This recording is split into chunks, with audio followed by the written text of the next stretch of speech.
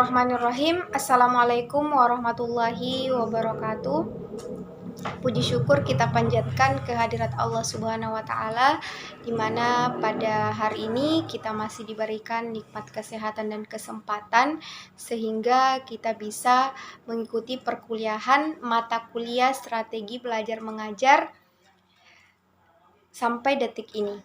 Salat dan salam kita curahkan kepada sang visioner yang membawa zaman jahiliyah hingga zaman kecerdasan yang kita rasakan hari ini, yakni baginda Rasulullah Muhammad SAW. Semoga kita semua tetap setia dengan ajarannya dan mendapatkan syafaat beliau hingga akhir nanti. Amin. Baik, kami dari kelompok 8 membahas materi tentang pengelolaan kelas yang terdiri dari 3 orang anggota. Pertama, saya sendiri atas nama Nurwanda yang bertugas sebagai moderator dan pemateri pertama. Kedua, Fitri Amalia Ramadhani Bakri yang bertugas sebagai pemateri kedua. Dan yang ketiga, Inosensia CH Seran yang bertugas sebagai pemateri ketiga. Langsung saja untuk mengefisienkan waktu, kita masuk pada materi pertama, yakni pengertian pengelolaan kelas. Nah, pengelolaan kelas dalam bahasa Inggris disebut dengan manajemen, classroom management. Nah, di mana pengertian pengelolaan atau manajemen itu sendiri pada umumnya meliputi kegiatan-kegiatan, yakni perencanaan, pengorganisasian, pengarahan, pengkoordinasian, pengawasan, dan penilaian. Nah, sedangkan pengertian kelas itu sendiri merupakan sekelompok peserta didik yang melakukan kegiatan belajar bersama untuk mendapatkan pembelajaran. Nah, ada beberapa definisi tentang pengelolaan kelas yang dikemukakan oleh beberapa pakar. Pertama ada menurut Wilford A. Weber bahwa pengelolaan kelas merupakan kumpulan perilaku kompleks yang digunakan guru untuk menciptakan dan memelihara kondisi kelas sehingga peserta didik dapat mencapai tujuan pembelajaran secara efisien. Nah, kemudian yang kedua, menurut Burhanuddin bahwa pengelolaan kelas merupakan proses upaya yang dilakukan guru untuk menciptakan, memelihara kondisi yang kondusif dan optimal bagi terselenggaranya kegiatan pembelajaran secara efisien. Nah, dari beberapa definisi tersebut dapat disimpulkan bahwa pengelolaan kelas merupakan upaya yang dilakukan oleh guru yang meliputi perencanaan, pengaturan, dan pengoptimalan berbagai sumber, bahan, serta sarana pembelajaran yang ada di kelas guna menciptakan kegiatan pembelajaran yang efektif dan berkualitas bagi peserta didik. Nah, mungkin itu materi yang bisa saya paparkan pada kesempatan ini. Langsung saja kami berikan kesempatan kepada pemateri kedua dan pemateri ketiga. Baik, terima kasih atas kesempatannya. Saya Fitri Amalia Ramadhani Bakri akan melanjutkan materi dari Saudari Nurwanda. Sini saya akan membahas bagian B, yaitu ruang lingkup pengelolaan kelas. Pengelolaan kelas yang memfokuskan pada hal-hal yang bersifat fisik. Adapun hal-hal fisik yang perlu diperhatikan dalam pengelolaan kelas mencakup pengaturan dan perabot kelas, serta penggunaan peserta didik dalam belajar. Pengaturan ruang belajar dan perabot kelas berupa meja, kursi, lemari, papan tulis, dan meja guru hendaknya memperhatikan yang pertama, bentuk dan ruangan kelas, yang kedua, bentuk dan ukuran meja dan kursi peserta didik, yang ketiga, jumlah dan tingkatan peserta didik, yang keempat, jumlah kelompok dalam kelas, yang kelima, jumlah peserta didik dalam tiap kelompok. Selanjutnya, pengelolaan kelas yang memfokuskan pada hal-hal yang bersifat non-fisik. Hal-hal non-fisik pengelolaan kelas yang memfokuskan yang pertama, interaksi peserta didik dengan peserta didik lainnya, yang kedua, peserta didik dengan guru. Perlu diketahui bahwa guru dengan fungsi dan jabatan masing-masing akan berbeda pula tugas dan tanggung jawabnya dalam mengelola kelas. Guru kelas dan wali kelas lebih banyak memiliki kewenangan dalam mengatur kelasnya, mulai dari kegiatan administrasi, pengelolaan kelas, dan desain ruang pembelajaran.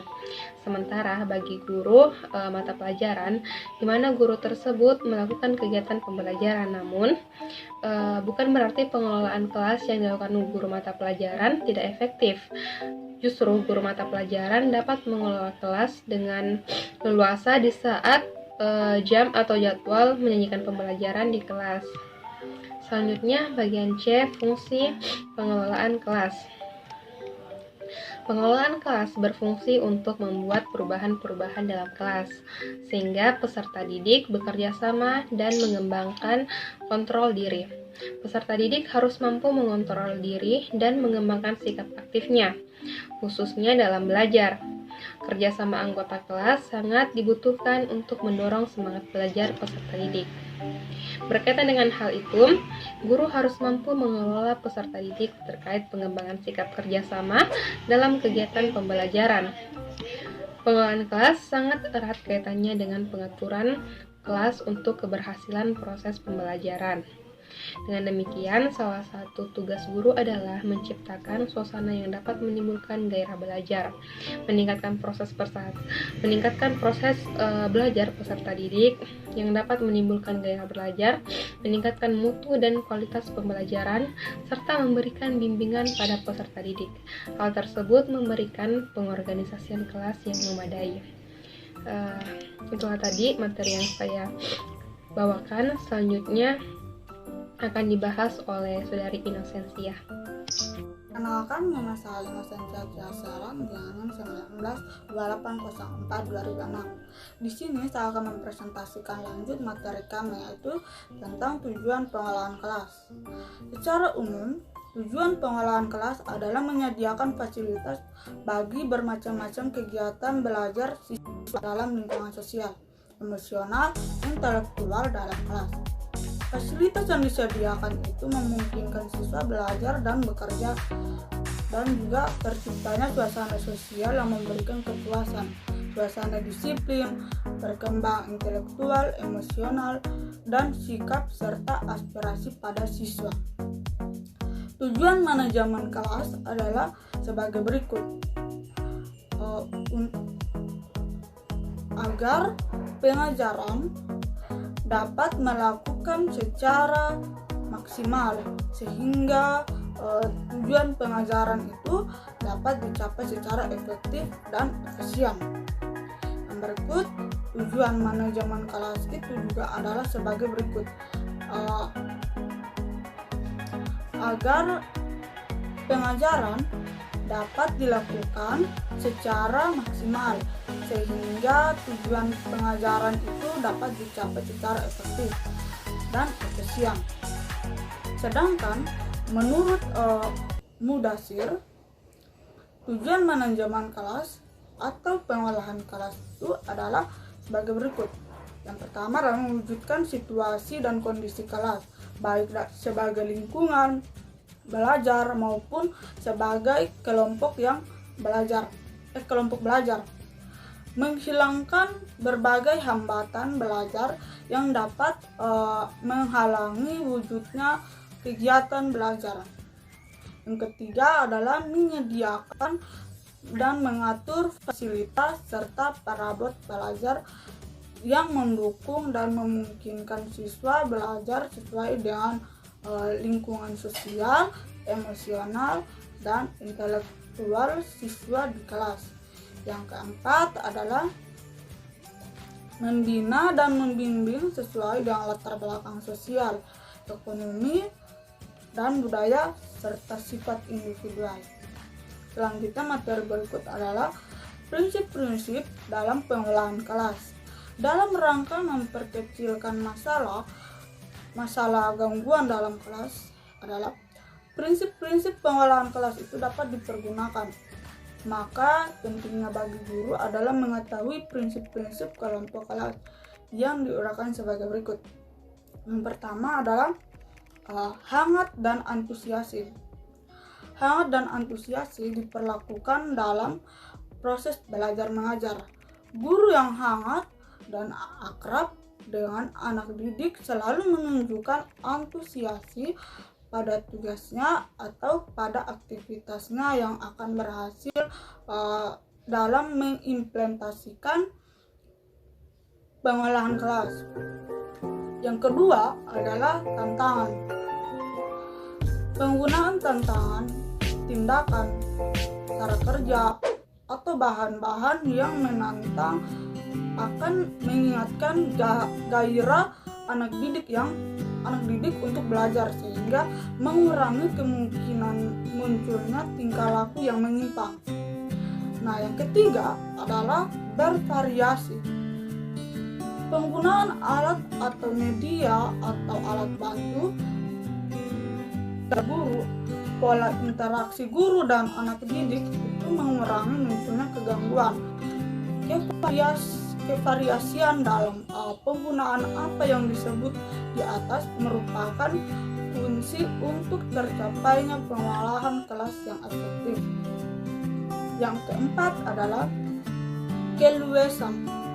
Keluasan tingkah laku guru untuk mengubah strategi belajar mengajar dapat mencegah kemungkinan munculnya gangguan didikan anak serta menciptakan iklim belajar mengajar yang efektif. Yang kelima adalah penekanan pada hal positif. Pada dasarnya, dalam mengajar itu dan mendidik, guru harus menekan pada hal yang positif dan menghindari pemusatan perhatian anak didik pada hal yang negatif. Penekanan tersebut dapat dilakukan dengan memberikan penguatan yang positif, terus kesadaran guru untuk menghindari kesalahan yang dapat mengganggu jalannya proses belajar mengajar. Yang keenam adalah pemahaman disiplin.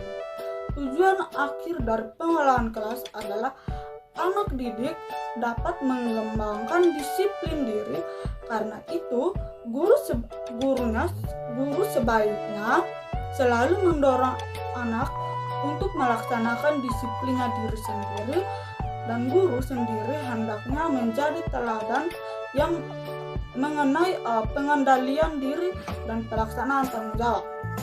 Jadi, guru harus disiplin dalam segala hal bila ingin anak didiknya ikut disiplin, berdisiplin dalam sebagai hal. Sekian dan terima kasih. Saya kembalikan kepada moderator.